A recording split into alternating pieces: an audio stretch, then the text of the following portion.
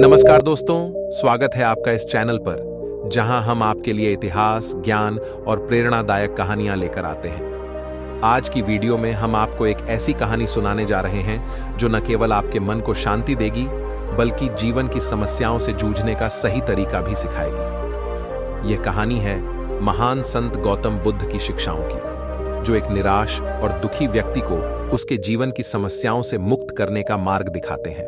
तो दोस्तों, बिना किसी देरी के चलो वीडियो शुरू करते हैं और जानते हैं कि गौतम बुद्ध के उपदेश हमें कैसे शांति और समाधान का रास्ता दिखा सकते हैं। एक घना जंगल, पक्षियों की मधुर चहचहाहट और हल्की हल्की हवा के बीच गौतम बुद्ध ध्यान की अवस्था में बैठे हैं। चारों ओर शांति है और बुद्ध एक वृक्ष के नीचे शांत और स्थिर बैठे हुए हैं।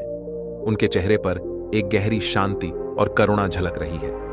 तभी एक थका हारा, निराश और दुखी व्यक्ति उनके पास आता है। उसकी चाल धीमी और अस्थिर है, चेहरा चिंता और उदासी से भरा हुआ है। एक घने जंगल का दृश्य जिसमें एक वृक्ष के नीचे ध्यान की मुद्रा में बुद्ध बैठे हैं। उनके चेहरे पर करुणा और शांति है। एक थका हारा व्यक्ति उनके पास खड़ा है, उसके चेहरे पर निराशा स्पष्ट है।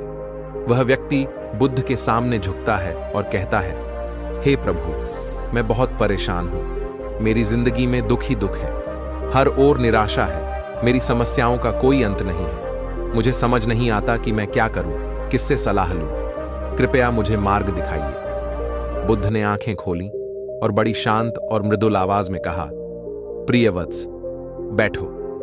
पहले शांति से सांस लो और अपने मन को स्थिर करो। चिंता और भय में उलझे हुए मन को शांति से ही सही रास्ता मिलता है।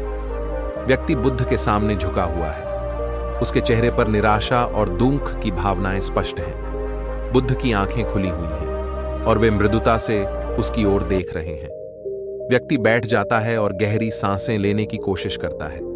वह धीरे धीरे अपने मन को शांत करता है। फिर वह कहता है, हे प्रभु, मैं जीवन के उतार चढ़ाव से परेशान हूं। कोई स्थिरता नहीं है। हर दिन एक नई समस्या मेरे सामने आ जाती है।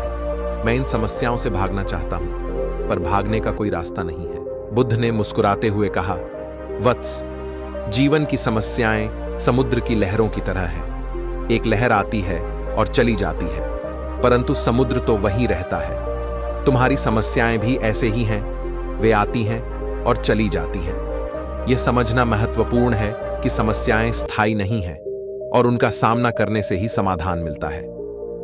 बुद्ध व्यक्ति के साथ बातचीत कर रहे हैं। उनके चेहरे पर एक शांत मुस्कान है। व्यक्ति ध्यानपूर्वक बुद्ध की बातें सुन रहा है और उसके चेहरे पर अब थोड़ी शांति आ रही है। बुद्ध ने कुछ क्षण रुककर कहा, समस्या से भागने की जगह उसका सामना करना सीखो।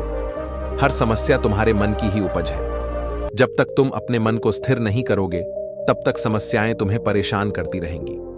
संभव ही तुम्हें शांति देगा। जैसे सर्दी गर्मी एक जैसे हैं, वैसे ही सुख दुख भी एक जैसे हैं। इन्हें संभव से स्वीकार करना ही तुम्हारी मुक्ति का मार्ग है। व्यक्ति ने आश्चर्यचकित होकर पूछा, तो क्या हमें दुख को भी खुशी की तरह स्वीकार करना चाहिए? बुद्ध ने सिर हिलाया। हां वत्स, दुख और सुख दोनों जीवन के हिस्से हैं। इन्हें संभव से देखो, तब तुम्हारा मन स्थिर हो जाएगा। बुद्ध शांत भाव से व्यक्ति को संभव के महत्व के बारे में समझा रहे हैं। उनके चेहरे पर गहरी शांति और गंभीरता है। व्यक्ति को अब थोड़ी समझ आ रही है और उसकी आंखों में हल्की राहत दिखाई दे रही है। बुद्ध ने आगे कहा, तुम्हारी समस्या का समाधान बाहर नहीं, तुम्हारे भीतर है। जब तुम अपने मन को नियंत्रित करोगे और अपनी इच्छाओं को समझोगे, तब तुम्हें शांति मिलेगी। ध्यान और साधना के माध्यम से तुम अपने मन को शांति प्रदान कर सकते हो। व्यक्ति ने अपनी सांस गहरी ली और कहा, प्रभु, मैं आपके उपदेश को समझने की कोशिश कर रहा हूं, लेकिन क्या साधना से ही शांति मिलती है? बुद्ध ने उत्तर दिया, साधना तुम्हें शांति तक पहुंचने का माध्यम है। यह तुम्हें अपने भीतर की ओर जाने का मार्ग दिखाती है। जब तुम अपने भीतर की गहराई में पहुंचोगे, तब तुम अपनी समस्याओं का मूल कारण समझोगे और उनसे मुक्त हो सकोगे। व्यक्ति बुद्ध के उपदेश को ध्यान से सुन रहा है। उसके चेहरे पर कुछ समाधान मिलने की खुशी है। बुद्ध ध्यान और साधना के माध्यम से मन की शांति के बारे में समझा रहे हैं। बुद्ध ने अंतिम बात कहने से पहले कुछ क्षणों का मौन रखा, फिर बोले, संसार की हर वस्तु परिवर्तनशील है। इस बात को समझकर ही तुम सच्ची शांति पा सकते हो। जब तुम इस सत्य को स्वीकार करोगे कि सुख दुख, सफलता असफलता सब अस्थायी हैं, तब तुम संसार के बंधनों से मुक्त हो जाओगे। व्यक्ति ने सिर झुकाया और कहा, प्रभु, अब मुझे अपनी समस्या का समाधान मिल गया है। मैं अब समस्याओं से भागूंगा नहीं, बल्कि उनका सामना करूंगा और ध्यान के माध्यम से अपने मन को स्थिर करूंगा। बुद्ध अंतिम उपदेश दे रहे हैं। उनके चेहरे पर गहन शांति और करुणा है। व्यक्ति बुद्ध के चरणों में झुका हुआ है। उसकी आंखों में आभार और संतोष की भावना झलक रही है। व्यक्ति ने बुद्ध के चरणों में प्रणाम किया और विदा लेने से पहले कहा, हे प्रभु, आपने मुझे जीवन का सच्चा मार्ग दिखाया है। मैं आपके उपदेश को अपने जीवन में अपनाऊंगा और दूसरों को भी इसका मार्ग दिखाऊंगा।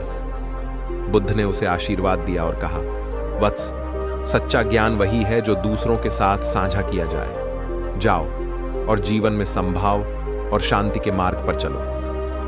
व्यक्ति शांति और संतोष से भरा हुआ बुद्ध से विदा लेकर अपने मार्ग पर लौटता है। व्यक्ति बुद्ध को प्रणाम कर रहा है। उनके चेहरे पर आभार और संतोष है।